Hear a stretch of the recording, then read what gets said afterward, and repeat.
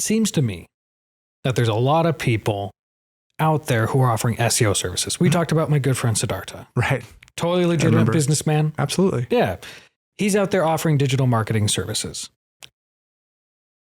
If you were to give me an estimate, your best guess, out of all the SEO agencies that are going to be emailing me, how many of them are legit? Are we looking at like 90% of them? They're probably safe. They're good to work with. Siddhartha, totally reliable.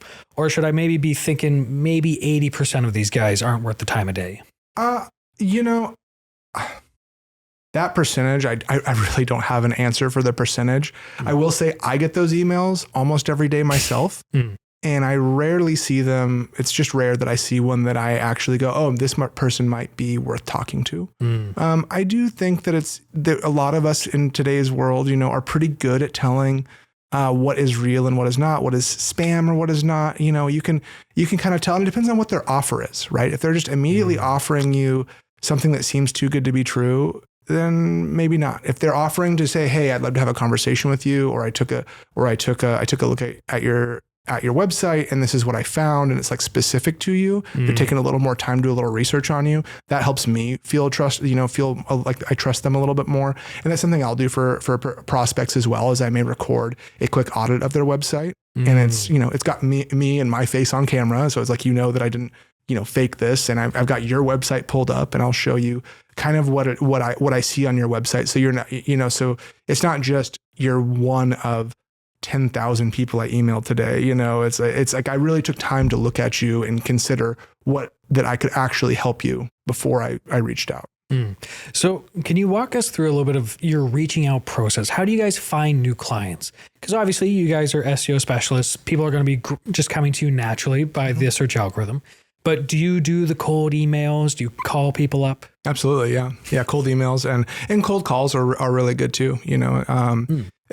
Getting someone on the phone is a really helpful. You have their attention at that point, right? Instead of just being one of many emails in their inbox, but being one of many emails in their inbox far beats being one of many posts on their feed. Yes. So it's kind of different, different rankings on that. And it depends on like who it is you're going after. And time zones can be a thing. If you're trying to reach someone in another country in a very different time zone than yours, email might be a better bet than trying to, make international calls to get them on the phone. Yeah. What do you find your success rate tends to be with the cold calling a business? It's like 1 in 100 are interested.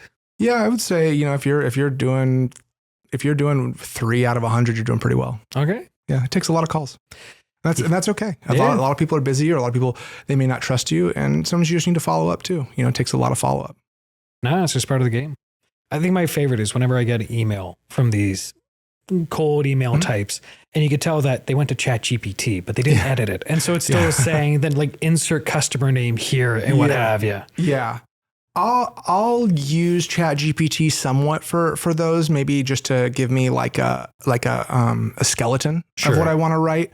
Or if I'm getting like writer's block, or I've written a bunch of these, but I do my best to try to write them personally and try to make them seem, like I want it to be clear that I wrote this, that I took the time to type this. I don't want it to just be a copy and pasted thing.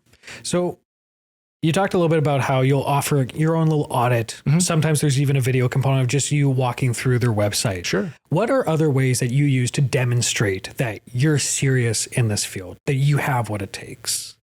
Case studies are a big one. Yeah, I'll send over case studies that show it's redacted for our clients, privacy and confidentiality, but I'll show where a client may have been ranking for the keywords we start with. Typically it's around 50, and we'll show either if they were ranked really low, or if they were ranked not at all. And then we'll show kind of what their rankings have moved to over a period of time, and we'll also show the volume of search that is coming in on their website too. Right.